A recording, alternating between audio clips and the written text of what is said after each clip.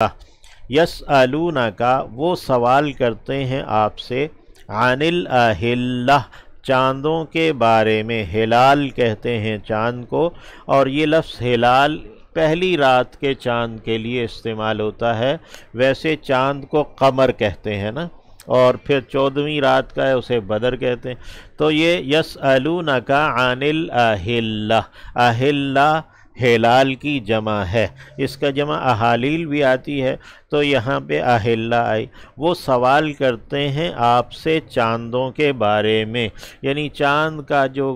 घटना बढ़ना है, तो गुरूब हो जाना, यानी कि अमावस की रात है, चांद होता ही नहीं है, फिर बारीक सा होता है, फिर बढ़ता चला जाता है। सूरज तो हर रोज़ एक ही तरह का निकलता है, तो ये चांद का जो घटना बढ़ना है, तो इनके बारे में सवाल। कुल कह दीजिए ही या ये हैं मवाक़ीत औक़ात, मीक़ात की जमा है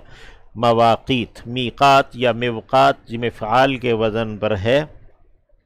तो कह दीजिए ये हैं औक़ात कार, यानी वक्त मुकर्रर करना है, लिन्नास लोगों के लिए, वक़्ता युवक़्क़ितु तौक़ीतन यानी वक्त मुकर्रर करना, आपस में लेन देन के लिए जो औक़ात मुकर्रर करने के लिए ये चाँद का घटना बढ़ना रखा गया है कि तुम आपस में लेन देन तारीख़ों के एतबार से, चाँद की तारीख़ों के एतबार से करो। कुल कह दीजिए हिया ये हैं मवाक़ीत औक़ात कार, लिन्नास लोगों के लिए, वल हज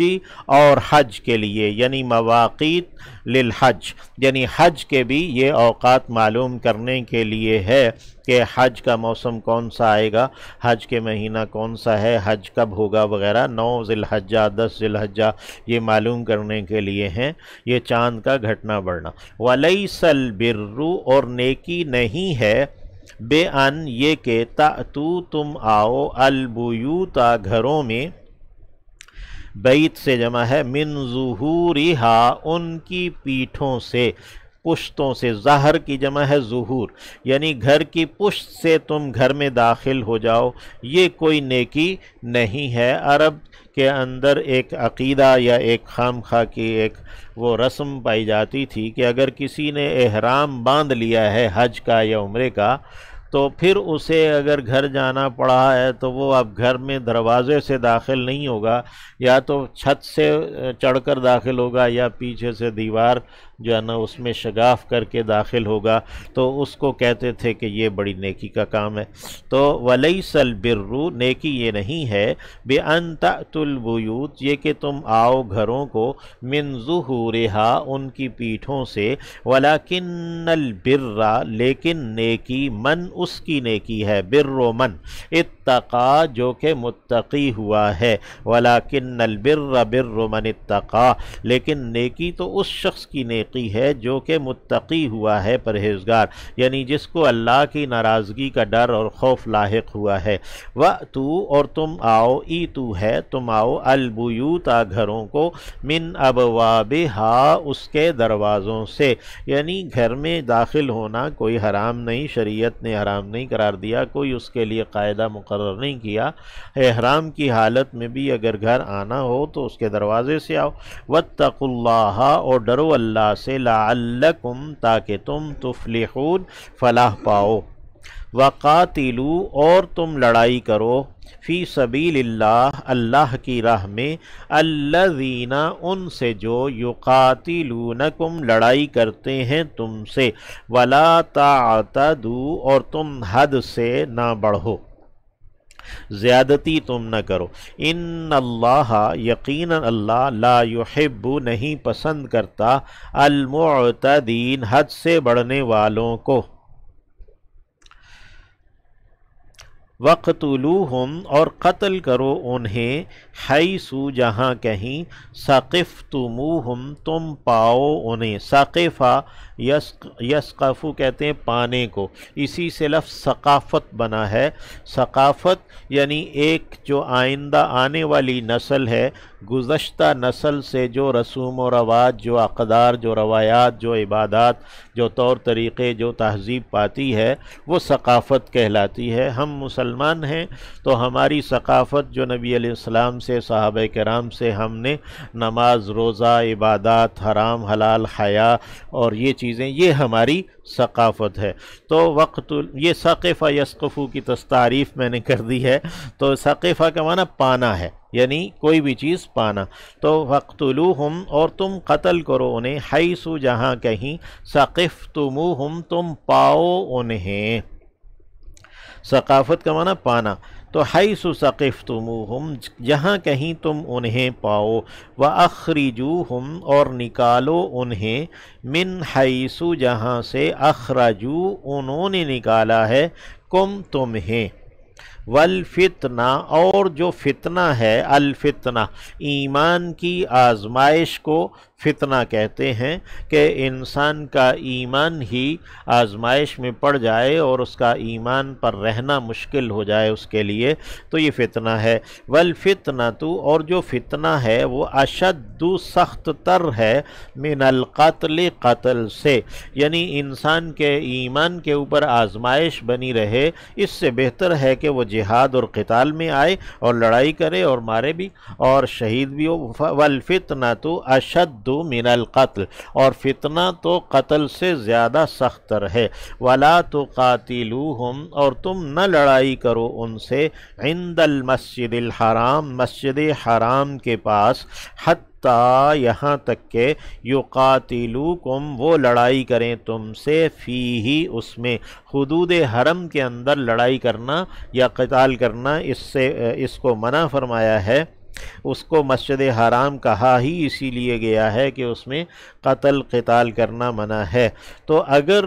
دشمن قتال کرے گا تو پھر اس سے لڑائی کی جائے گی، تو فرمایا کہ حتی یقاتلوکم فیہ یہاں تک کہ وہ تم سے لڑیں اس میں، فَإِن پس اگر قاتلوکم وہ لڑائی کریں تم سے، فَقْتُلُوهُمْ تو تم بھی قتل کرو انہیں۔ کذالک اسی طرح، جزاء بدلہ ہے، الکافرین کافروں کا، انکار کرنے والوں کا، فَإِن پس اگر انتہوا وہ رک جائیں، باز آ جائیں، فَإِنَّ اللَّهَ تو یقیناً اللہ، غفور بہت بخشنے والا، رحیم دائم مہربان ہے۔ تو اس قتال سے مقصود کفار کو قتال سے روک دینا ہے۔ فَإِنِ انتہوا پس اگر وہ قتل و غارت گری سے اور اسلام کی دشمنی سے اور فتنے میں ڈالنے سے، مسلمانوں کے ایمان کی آزمائش سے اگر وہ باز آ جاتے ہیں تو فَإِنَّ اللَّهَ غفور۔ وَقَاتِلُوهُمْ اور لڑائی کرو ان سے، حتیٰ یہاں تک کہ لا تکونا نہ رہے، فتنۃ کوئی آزمائش، یعنی تمہارے ایمان پر کسی قسم کی کوئی آزمائش باقی نہ رہے، اس وقت تک تم ان کفار سے، مشرکین سے قتال کرو۔ وَيَكُونَ الدِّينُ اور ہو جائے دین یعنی نظام قانون، للہ اللہ کا۔ فَإِن پس اگر انتہوا وہ باز آ جائیں، فَلَا عُدْوَانَ تو کوئی زیادتی نہیں ہے، الا ہاں مگر علی الظالمین ظلم کرنے والوں پر۔ الشہر الحرام حرام مہینے، بالشہر الحرام بدلے ہیں حرام مہینوں کے۔ مقصد یہ ہے، مراد یہ ہے کہ اگر حرام مہینوں کے اندر کوئی دشمن لڑائی کرتا ہے اور حرام مہینوں کا تقدس پامال کرتا ہے تو یہ نہیں ہے کہ جوابی کارروائی نہیں کی جائے گی، تو حرام مہینے میں جو اس نے اس کا حرام مہینوں کا تقدس توڑا ہے تو اس کو جواباً قتل کیا جائے گا۔ والحرمات اور جتنی بھی محترم چیزیں ہیں، جتنی بھی حرمت والی چیزیں ہیں، قصاص ان کا بدلہ ہے۔ اگر کوئی دشمن کوئی بھی مسلمانوں کی مقدس چیز، اس کی حرمت پامال کرتا ہے تو اس کا بدلہ لیا جائے گا۔ فَمَنِ اعْتَدَىٰ پس جس نے زیادتی کی، عَلَيْكُمْ تم پر، فَاعْتَدُوا پس تم بھی زیادتی کرو، فَاعْتَدُوا پس تم بھی زیادتی کرو، عَلَيْهِ اس پر، بِمِثْلِ اس کی مانند، ما جو کہ اعتدیٰ اس نے زیادتی کی، عَلَيْكُمْ تم پر۔ وَاتَّقُوا اللَّهَ اور ڈرو اللہ سے، وَاعْلَمُوا اور جان رکھو، أَنَّ اللَّهَ یقیناً یہ کہ اللہ، مع المتقین متقی لوگوں کے ساتھ ہے۔ اللہم جعلنا من المتقین۔ وَأَنفِقُوا اور خرچ کرو فی سبیل اللہ اللہ کی راہ میں۔ اللہ کی راہ میں خرچ کرنا مراد جہاد اور قتال میں خرچ کرنا ہے۔ وَلَا تُلْقُوا اور تم نہ ڈالو بِأَيْدِيكُمْ اپنے ہی ہاتھوں إِلَى التَّهْلُكَةِ ہلاکت کی جانب، یعنی جہاد اور قتال پر اگر تم خرچ نہیں کرو گے تو تم اپنے آپ کو خود سے ہی ہلاکت میں ڈال دو گے۔ تو فرمایا وَأَنفِقُوا فِي سَبِيلِ اللَّهِ تم خرچ کرو اللہ کی راہ میں، وَلَا تُلْقُوا بِأَيْدِيكُمْ إِلَى التَّهْلُكَةِ اور تم نہ ڈالو اپنے ہی ہاتھوں ہلاکت کی جانب، یعنی اپنے آپ کو، وَأَحْسِنُوا اور احسان کرو، إِنَّ اللَّهَ یقیناً اللہ يُحِبُّ الْمُحْسِنِينَ پسند کرتا ہے احسان کرنے والوں کو۔ وَأَتِمُّوا اور تم پورا کرو الحج حج کو، والعمرۃ اور عمرہ کو، للہ اللہ کے لیے، حج اور عمرے کو اللہ کے لیے پورا کرو۔ جب احرام باندھ لو تو تمام جو اس کے ارکان ہیں وہ صحیح ادا کرو۔ فَإِن پس اگر احصرتم تم گھیر لیے گئے،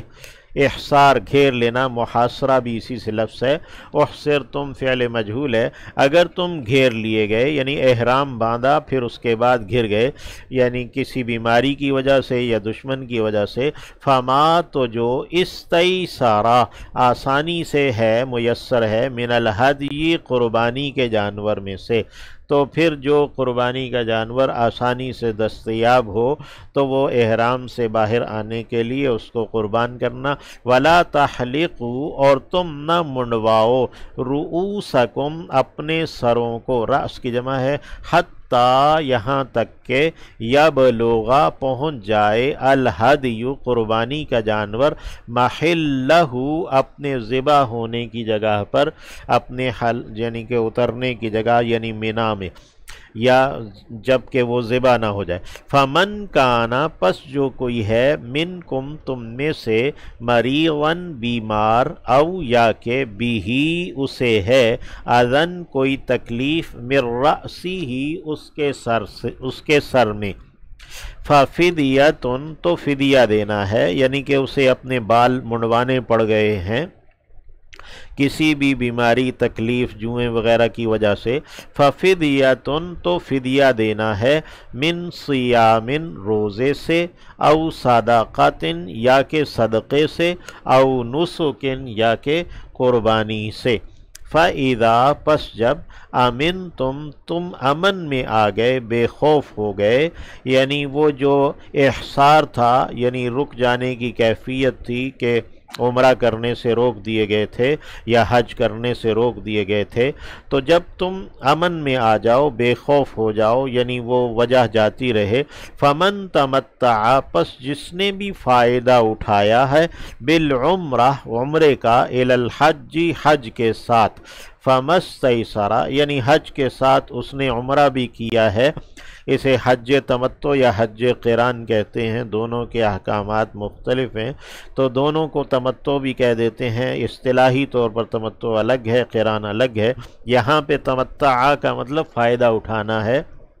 فمن تمتع پس جس نے فائدہ اٹھایا ہے عمرے کا حج کے ساتھ، فمستیسر پس جو آسانی سے ہے میسر، من الہدی قربانی کے جانوروں میں سے،